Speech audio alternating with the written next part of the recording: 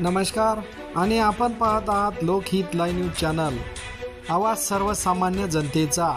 वाकान येथील शाळा समिती अध्यक्ष व सदस्यांनी केली जिल्हा परिषद शाळेची स्वच्छता।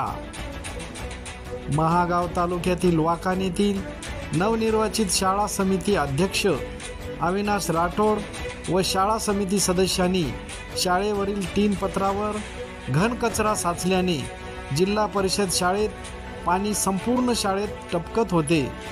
मात्र शाळा समिती अध्यक्ष यांनी पुढाकार घेऊन आपल्या समिती सदस्यांना सोबत घेऊन शाळेतील स्वच्छता केली, ही उल्लेखनीय बाब आहे।